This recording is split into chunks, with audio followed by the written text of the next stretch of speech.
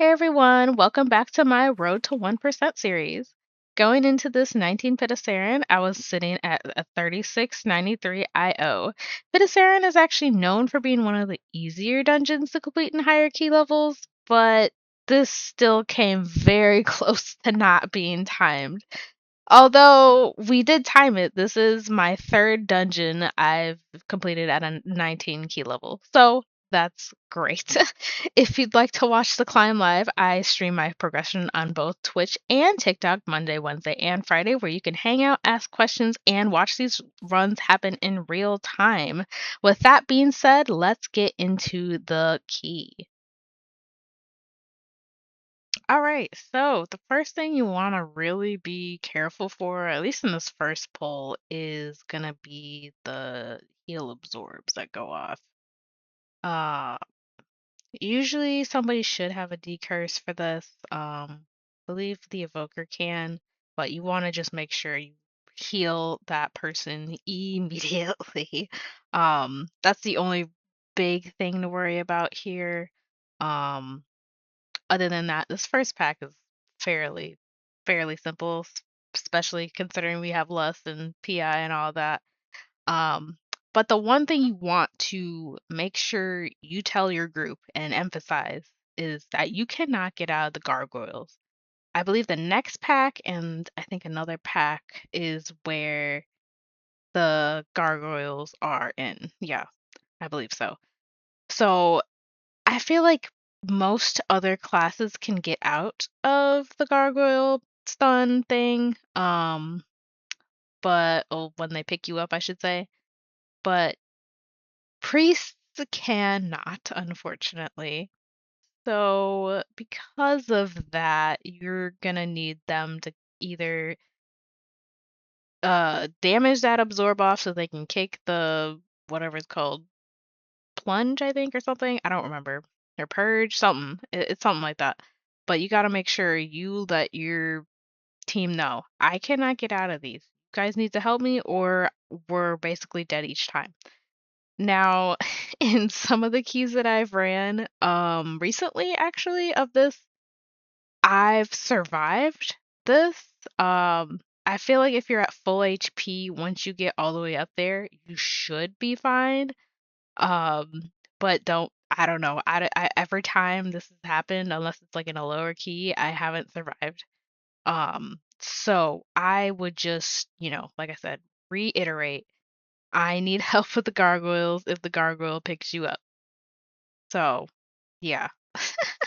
That's what really needs to be emphasized because I feel like a lot of groups they just don't they usually have, a way of getting out of it. So they're like, "Oh, it basically like the thing in the ad in Skyreach. It's basically like that." So, yeah, how fun. So, yeah, these first couple packs aren't bad. The only thing you really need to worry about is the gargoyles. Um And I don't know. I mean, usually I'm not the one to get these the ads that you need to liberate or whatever. But if you are, make sure you do that.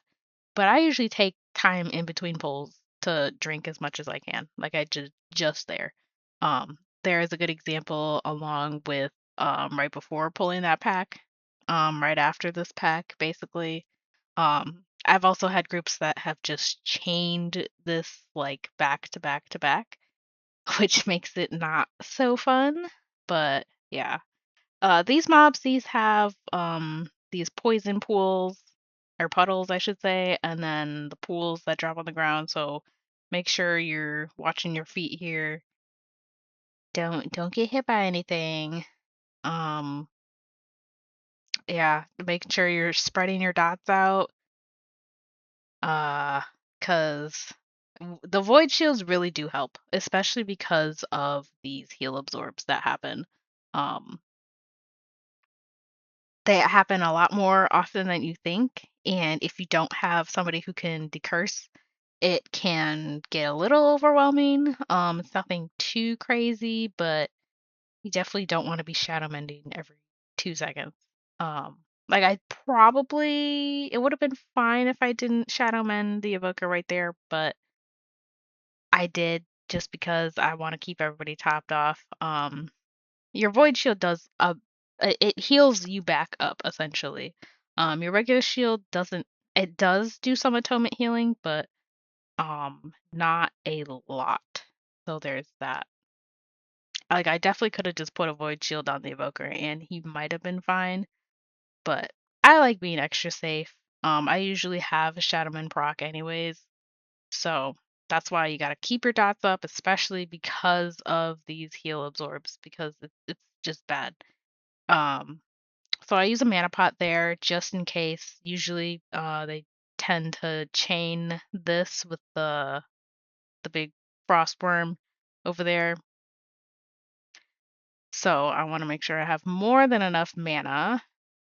And obviously you want to avoid the frontal, which you can see pretty well since it is white on blue. It's definitely not like other frontals that have been in these dungeons. But like I said, next season it's going to be a lot easier to see these frontals. I had the heal absorb on me right there. Was not good. I decided to use Desperate Prayer just in case. Also, I still don't think I have any health pots, which is bad on my part. I blow through health pots like crazy because I am using Desperate Prayer. Um, so I definitely would double check, you have your health pots, you have your mana pots, you have food if you need. Usually in hierarchies, somebody at least has a feast, even if it's not hardy or not. So you should be good there, but yeah, like I said, um, over here is where tanks like to chain the most. So I would be careful with mana, and if for some reason they don't like chain, like if you drop out of combat, you want to make sure you're getting mana because, like I said, the ads, like with the heal absorbs and everything, it can be a lot. Um, just make sure you're also spreading your power word not power word, your shadow word pain, so you can get those shadowman procs because that is what will make or break these heal absorbs essentially. um yeah, other than obviously these decurses, but I believe, yeah, like I said, I believe the evoker has decurse, so this makes this a lot easier. But I decided to use uppies here. I didn't have many dots on anybody else. I definitely probably should have had more dots on everybody else, but it still worked out. I don't think I really needed to use it there, to be honest. I should have just saved it for the boss. I feel like I'm tending to use uppies more, at least like in the 20s that I've tried. I'm tending to use uppies just during the bosses. Because I do have like, because most of the bosses have, like a big damage phase or intermission phase or whatever. And I I kind of switch that off with evangelism. I use evangelism first, and then I use uppies, and then I use evangelism again, and then I won't have uppies for the next one, but um I will try to manage as much as I can. And I guess we did click the liberation ad, so because of that, we definitely kind of lost some time. Yeah, I feel like if we had definitely done that, we would have been closer to timing this key uh without, like 2 seconds left. But either way, still timed it, so it worked out. But yeah, whoever is in charge of the ads or whoever decides to be in charge of the ads or the liberation camps or whatever, make sure you get those. Anyways, we have another pack with a gargoyle. I think they're trying to tell the tank to chain. Usually these two are chained. Um, so we are doing that. I like to be close to the stairs during this whole fight. Um, I mean, I don't know. It doesn't really matter. This gargoyle is basically dead, so I was fine. Um, the evoker tried to save me out of that. The evoker can save you. He can rescue you to get you out of that. He was just very late about it. But either way, Gargo was dead, so it didn't really matter. Um, I know we have a couple deaths in here. I don't remember when, but I think I think there's only one gargoyle left, or we did all the gargoyles, but I don't think any of them were to the gargoyles. Also, this dot, dispellable dot, make sure to get that off. I think it's just basically like a frozen dot. I think I just lagged there a bit too. I don't know. Not too sure. I've been lagging a lot lately. I don't know why. I know some of it's been like the servers, but also some of it's been just my internet. Bad luck, I will say. Um, so for this first boss, you definitely want to try to keep the two puddles that is or soaks, not soaks, these are not soaks. The two circles very close to each other, like how they're doing right there. Basically so you can keep the puddles that do spawn underneath in the same area. Plus, it'll be easier. Everybody's already basically stacked in the same area, so we're not, going to one place to hide behind one of these ice crystals or what do you want to call it. So here is when you want to try to get a void chill off before this AoE happens. But you also want to make sure you use an evangelism. I just used it because two of those dots happen and it's not fun. Not fun at all. Um, so I get that circle there. I move it towards this anvil. I've had a couple instances where the anvil was kind of not fun. Um, at least putting your little circle there. So, but it worked out. But yeah, it just gotta watch. So I think I use uppies here. Yes, I do. I use it kind of early. Um, so there's that. But I probably should have used it a little bit later, like right before the cast went off. Because when that cast goes off, that's when the most AoE happens. But yeah, basically, like I said, you want to alternate between evangelism and uppies just so you can get enough healing off for that. Because, yes, the void shield procs are very good and very helpful. Like here, like I don't have anything. I thankfully get a void shield proc, but I'm trying to make sure everybody's kind of topped off. I shield the lock, um, and we're basically fine. We have the two ice dots. I dispel the DPS as opposed to myself, because I do have desperate prayer that I use. Um, so yeah, there's that. Really, you just want to make sure you get out of that puddle too before the ice nugget lands on anybody. I almost panicked too hard there and got hit, but for this next one, we have evangelism, so we are good. I am trying to top everybody off before I use it though, because like I said, the big AoE happens right after that like channel happens. So I evangelism there. I used more void shields. Void shields are they really do come in clutch. Like they really do. So like I try to use them as much as possible. I try to damage the boss as much as possible so we can get those voice shield procs. So the boss is basically dead. We've been doing the same thing over and over. Again, I don't have anything for this one. I try to keep everybody topped as much as I can here. Um, I believe this does still go off. Yeah, it still does, but we kill the boss basically right after that. So it wasn't too big of a deal. So yeah, these I think yeah, I try to drink here if possible, do that. Unfortunately, I got unlucky and one of the ads jumped to me. I hate that some of these ads just kind of jump to you no matter what. But I did get something off. This DH definitely had the heal absorb and he almost died. Um, Unfortunately, the evoker died there. Uh, it was just kind of a bad sequence going into all of that because I was worried about the DH and then I was worried about myself because I got the dot.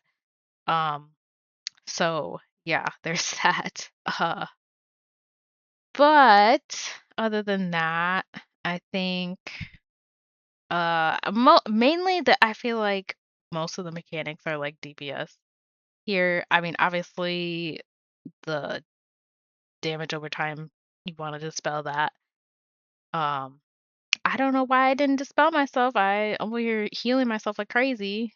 Evoker almost dies again. Yeah, no, that was kind of bad. Definitely should have dispelled myself. It would have been a lot better. I unfortunately die. Um, I should have waited for. I definitely should have waited for a B res, but the it was we were dead anyway, or the ads were dead anyways. So I decided to drink here since he's pulling him over there. Usually, whenever a tank pull or a bear tank specifically pulls, and they have bark skin up, you shouldn't need to worry about them for at least like 10 seconds ish. I always kind of like, nope, I need to get back in there just in case, just in case. But these are more of the same ads, they spawn the fear, or not the fear puddles, but the puddles that you need to avoid. I call them fear puddles because they look like fear is associated with purple. So I always am like, yeah, okay, it's a fear puddle. It's not. It I think it insta kills you in a 19. Yes. No. Yes, maybe. I don't know. Okay, there is one more gargoyle. I don't know if it targets me, but like I said, you gotta emphasize early on, hey, I'm gonna need help. You guys need to help me. Don't leave me in the dust. Either kill the gargoyle first or figure out how to get me out of there. Or at least do damage to the absorb so you can kick it. But I don't think this gargoyle was an issue. I don't think it targeted. No, it definitely did not target me. If it did, it died right after. Okay, no. So yeah, moving on. Thankfully the tank is like, "Oh, you need mana." And I'm like, "Yes, please." So I take my time, get some mana before they pull the boss. They forgot another liberation ad, but it's okay. Um Basically the tank is saying he's gonna chain pull the ads to the boss, which is pretty normal at this key level. Um yeah, I think the puddle still spawns, so just be wary of that.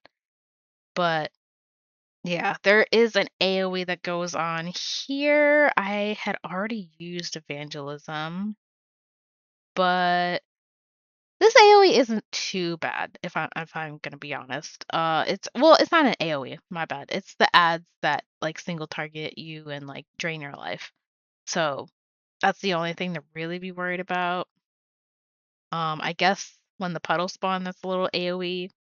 Nothing too crazy to me at least. This boss is also fairly easy as as a healer, I should say. As a DPS, you do have to keep up your kicks, kicking the death bolts, but with this boss, I just like to be the furthest away. Like, honestly, I'm not surprised I'm not in one of the corners. Because one time I did this, I was a little too close to the boss and literally one shot me. Like, I think that DH is just a little too close. Like, I'm over here running so far away. Like, it doesn't even fixate on you for that long. So I just decide to be as far away as possible. Um, yeah, like I said, one time I was just a little too close to the boss and it was bad. So, yeah, I mean, that's basically what this boss is. I mean, that's kind of why I said this is one of the easier runs to get done. It's really just the heal absorbs that go off that like are really the issue in this dungeon, and I guess the dots that go off the end of the spell. But I'm kind of getting drained here, but they kill the ad, thankfully. You definitely don't want to step in these pools either. I feel like they either I wouldn't say insta kill you, but um they will do a lot of damage. I think the DH, yeah, he stepped in one of them and he got really low. So that was a good. I think it was trying to kill one of the ads over there or finish off one of the ads. I get fixated again. I debate if I want to go over there. I think I do. Yeah, I'm like, you know what? I'm just gonna be safe. Um, yeah, kind of not in a good place for because of all these pools. You definitely can run through them. You just don't want to be in them, and they do despawn like they just did. Uh, it just takes a while. I decided to use uppies here. Probably shouldn't have, but I probably should have used it on the ad phase. Like I said, I should have been alternating between like this boss is definitely weird. Not weird, but like I don't feel like I need evangelism. It's not like that damage intensive. I mean, I just use a void shield and basically topped everybody off with it. So that's I did use evangelism there too, but um yeah, I should have just used it during this little ad phase. But yeah, pretty straightforward. Just this boss is mostly just for the DPS to kick and damage the ads. So this next pack is actually kind of scary. It's kind of basically all the ads we've been facing, except for I believe the gargoyles. But I've had a tank die here instantly from pulling all of these, so I do try to drink there, but I don't really get much off. Especially because of these heal absorbs. It can be very scary because you have that and you have these the spells. So it can be very scary, like I said. So I tend to, if anything, I will try to drink before we pull the pack right before we get into this cave entrance. But I'm not too sure if I get that off or not. It's definitely a possibility. But yeah, this pack is just initially scary, like when once you first pull it, I feel like that's when most of the mechanics happen also. So yeah, we're kind of just making our way up this hill.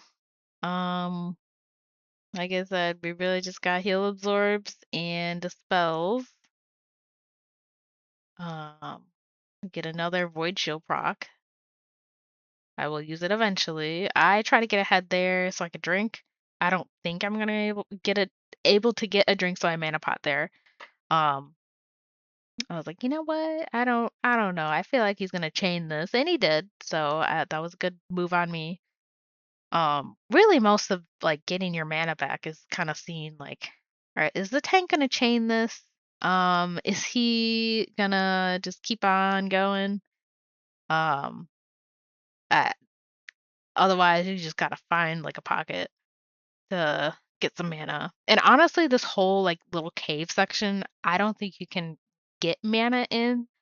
So if you can get mana right before we get into this cave, it definitely helps because we have more of the same ads and you have the little mini boss that he doesn't do a lot of damage, but it's definitely better to have mana for that.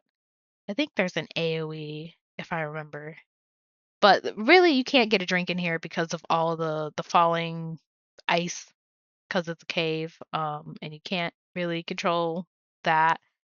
So yeah, that's when I start worrying, and it's like, oh, actually, I can't get a drink off. Why? Because there's a falling ice coming on me.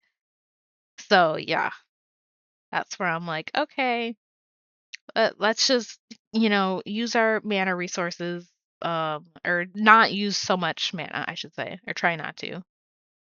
Like I said, these ads are fairly simple, and this mini boss is pretty simple also. It's just, the you gotta just watch your feet in this cave the whole time. Um, so now we have these. Definitely gotta make sure you watch out for these. The only like issue with like the ice that spawns, I feel, is like the puddles or like the ice falling. Those puddles, like I had a run where I almost ran into that. It was kind of scary, but also you want to make sure you stand behind the shield. I did not because yeah, I'm not dumb, but I knew what I was doing. I just wasn't damaging the ad, so I didn't really see the need. I'm over here already getting ready for the AoE. Um, and there's a little pocket there to put my pool in. And we're making our way to the end. There's unfortunately a falling ice piece right there. I'm like, why did it get in my way? That ice doesn't do like a lot of damage. I if it did, I feel like the mechanic would be impossible. But yeah, just I would obviously get out of there quickly because it is an ice pool and it does do damage. So yeah, sprint out of there as fast as you can. And like I said, keep watching your feet. That's all you can do. And this was kind of scary here with all the pools that were dropping. I was like, oh my god. And the AoE kind of did a lot there. Um, so it was a little scary right there. But I think our damage was kind of low. I know we have an Og Evoker, but usually this ad does not take this long, and I feel like that's kind of why we almost didn't time this. I think our damage overall, I think it was fine, but it was just a little slow. So I try to get ahead here and drink, especially because once you pull this, there's a big AoE. And I usually don't have evangelism for that. I usually have evangelism for the ad phase, but I still had radiance procs. So, oh, lagged out a little there. Like I said, I've been having lag issues for no reason, like the past couple weeks. Um, it's mostly been on my end, I feel, but still. So basically here either you're gonna get the pool or the I guess it's a soak kind of thing. The AoE thing, I don't know. I don't know what you want to call it. But basically I kind of try to pre-claim mine. And I try if I'm the first one, I'm like, okay, where's the one that has two or three?